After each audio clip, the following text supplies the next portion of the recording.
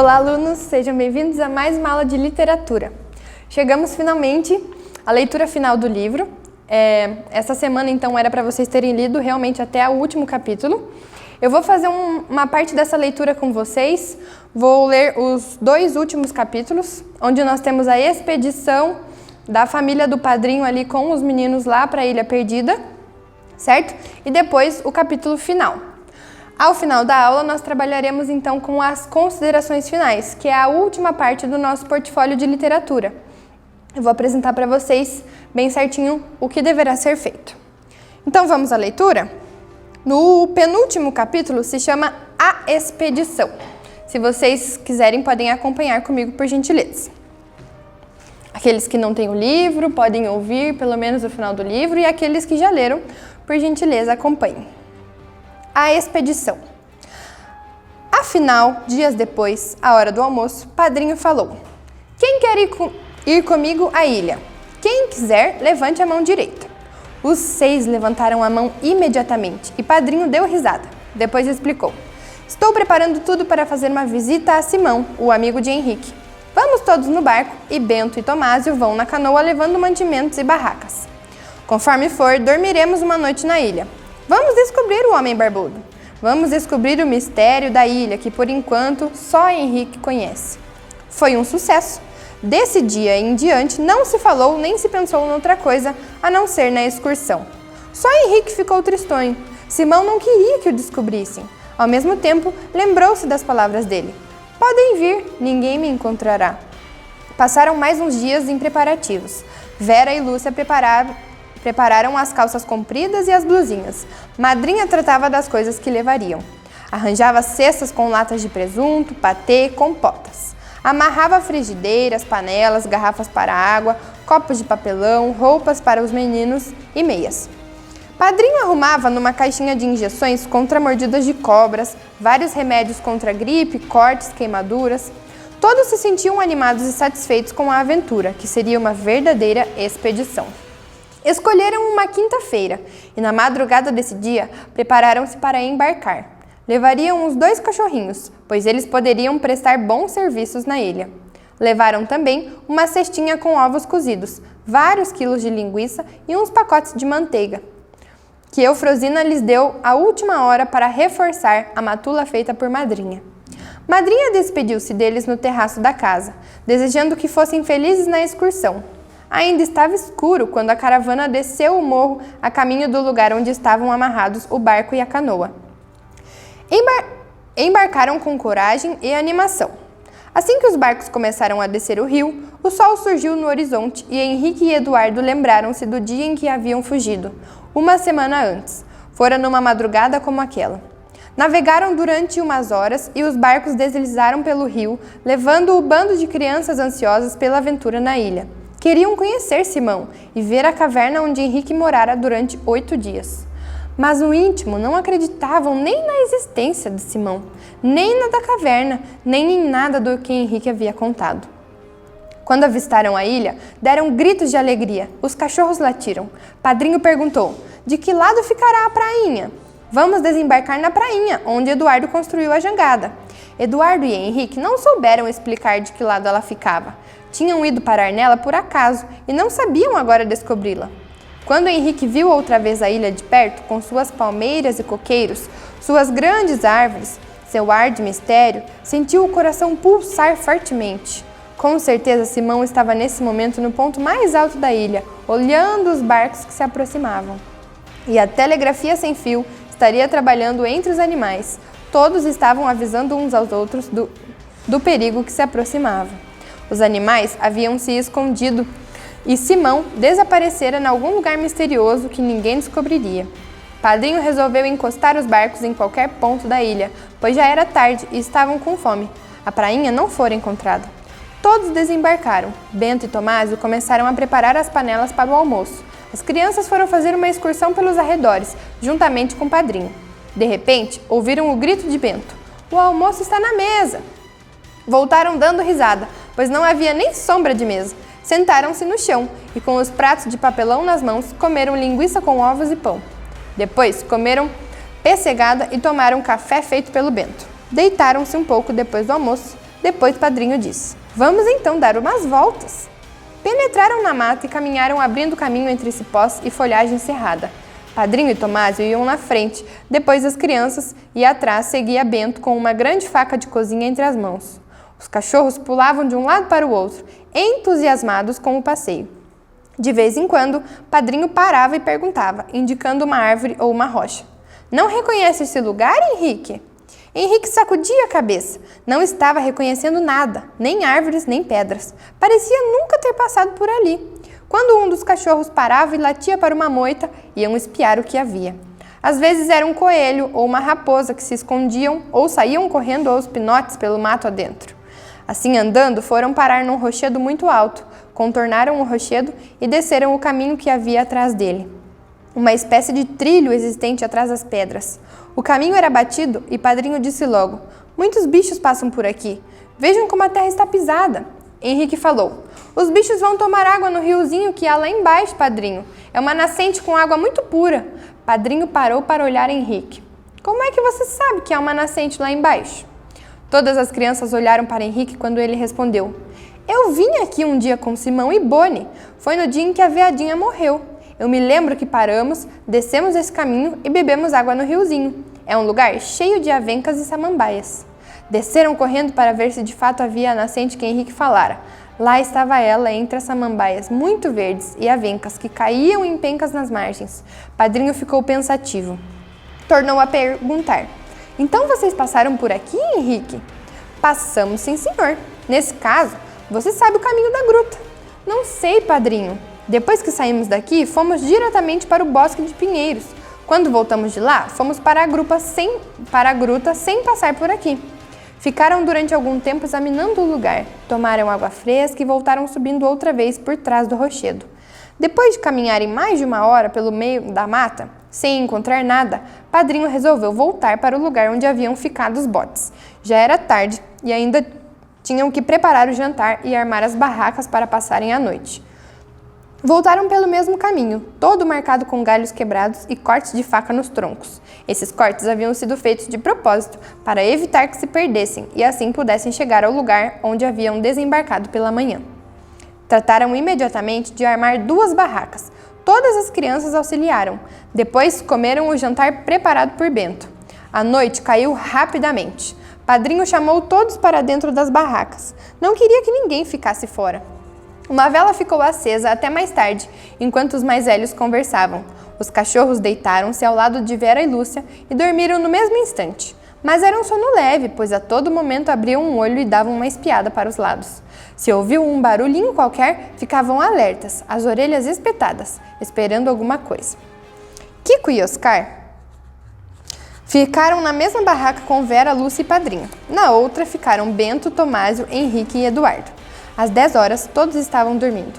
Apesar de ser verão, a noite estava muito fresca. Haviam levado oleados para serem usados caso chovesse na ilha, mas naquela noite não choveu. Já estava chegando a madrugada quando Henrique ouviu uma espécie de assobio. Lembrou-se que os micos assobiavam assim.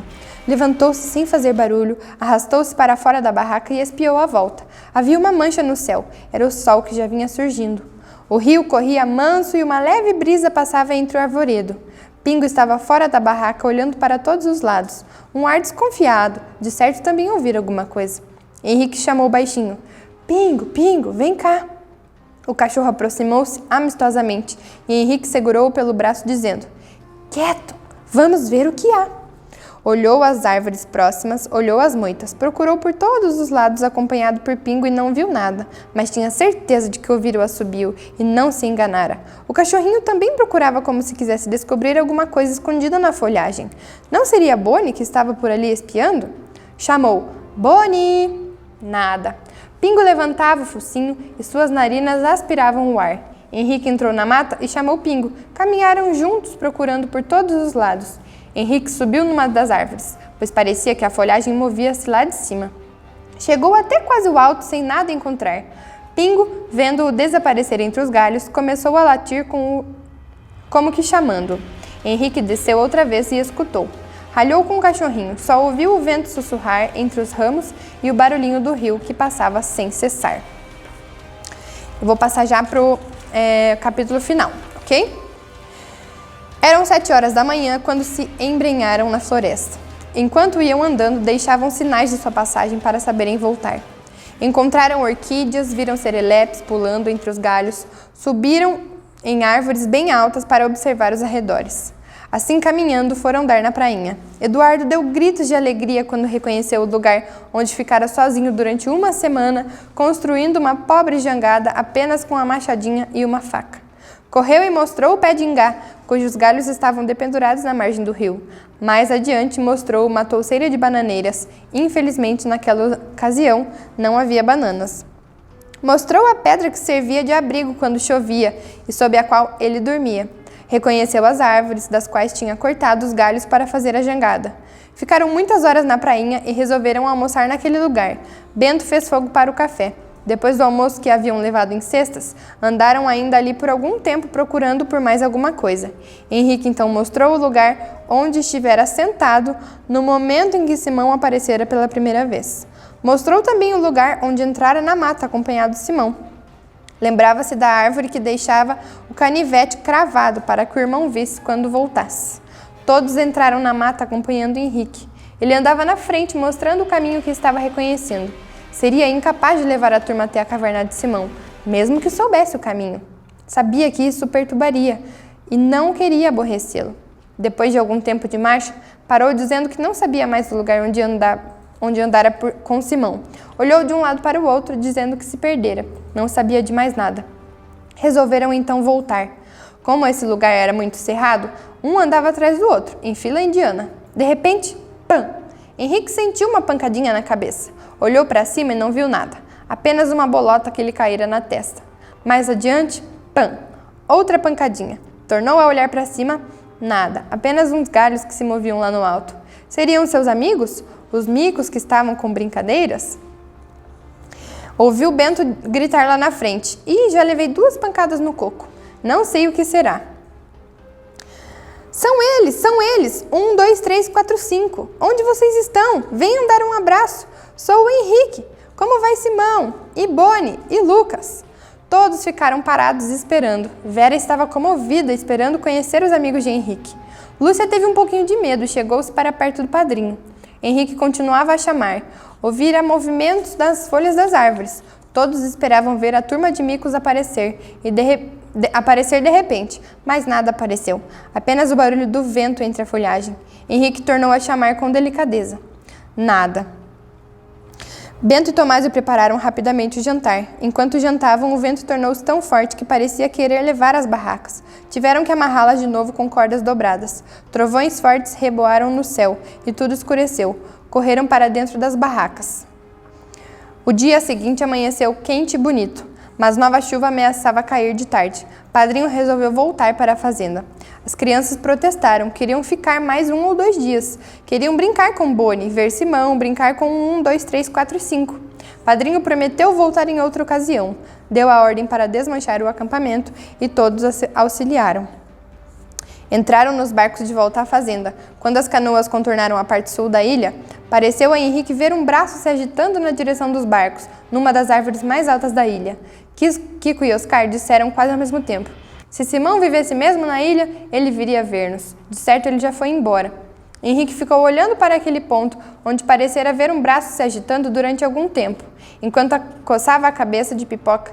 Depois levantou também o braço num gesto de adeus e gritou bem alto, apesar de saber que Simão não poderia ouvir. Até um dia, Simão. Muito bem, pessoal. Esse é o final do nosso livro, A Ilha Perdida. Eles fizeram então essa excursão até a ilha, né, com toda a família, mas acabou que eles não conseguiram encontrar nem um dos animais que Henrique havia conhecido e muito menos Simão. Mas o Henrique fica ali, né, com aquele sentimento de saudade de ter passado pelos lugares que ele conviveu com Simão naqueles dias na ilha, durante essa aventura, e também por não poder mostrar para a família que aquilo tudo era verdade, mas ao mesmo tempo sabendo que se ele conseguisse mostrar, ele estaria chateando seu amigo Simão, que gosta de viver isolado lá na Ilha Perdida. Ok? Então esse foi o final do nosso livro. E agora nós vamos passar para a nossa parte final, que são as considerações finais. Eu preciso então que vocês produzam um ensaio com base nas seguintes informações. Eu coloquei aqui 5 perguntas, 5 tópicos, na verdade, que vão auxiliar vocês na produção desse texto final. Ele precisa ter, em média, 20 linhas, tá? Primeiramente, você vai apresentar os dados básicos do livro. Então, você vai iniciar esse texto contando qual é o livro. Então, no livro A Ilha Perdida, da autora Maria José Dupré, publicado pela editora Ática no ano tal. Preciso dessas informações logo no início. Você vai colocar em seguida qual é a ideia principal do autor na obra. Então, qual foi a motivação dele em escrever essa obra? O que ele queria passar pra gente com essa narrativa de aventura, tá? Em seguida, você pode iniciar um novo parágrafo apresentando uma crítica positiva sobre o livro. Então, você vai escolher, dentre todos os acontecimentos, dentre tudo que você conheceu dessa história, você vai escolher algo que você gostou e vai fazer uma crítica, um comentário, vai expor a sua opinião. Então, você vai escrever lá, por exemplo, no capítulo tal, esse acontecimento me deixou muito entusiasmado durante a leitura por causa disso. Você vai apontar algo que você gostou e vai nos dizer o porquê. Depois, você vai colocar quais as reflexões e impressões que você extraiu dessa leitura. Então, como se fosse, qual foi a lição que você aprendeu? O que você pode levar para a sua vida daquilo que você conheceu da narrativa aqui de Eduardo e Henrique, e de toda a sua família. E por último, como você pode aplicar o princípio de semear e colher nessa narrativa. E também se há possibilidade de aplicar algum outro princípio. Então, durante todas as aulas, a gente colocou ali que o nosso princípio era o princípio de semeadura e colheita. Por quê? Será que essa ação do Eduardo e do Henrique de terem ido escondido para a ilha trouxe bons frutos para eles ou não? Eu gostaria que vocês abordassem, então, esse princípio relacionando ele com a narrativa do livro e também com a sua vida. Aqui no 4 você vai dizer o que você conseguiu extrair dessa leitura. Você já pode fazer uma relação desses fatos com os princípios bíblicos, ok? Esse texto, então, ele não deve ser feito em formato de responder essas perguntas. Elas são apenas uma base para que você saiba o que deve conter o seu ensaio. Então, não é para copiar a pergunta e colocar a resposta de cada uma delas. É para redigir um texto só, completo, com as respostas, digamos assim, de cada uma desses tópicos aqui, ok? Em média de 20 linhas, e aí eu preciso que vocês postem lá no portal. Combinado? Muito obrigada então, e até a nossa próxima aula.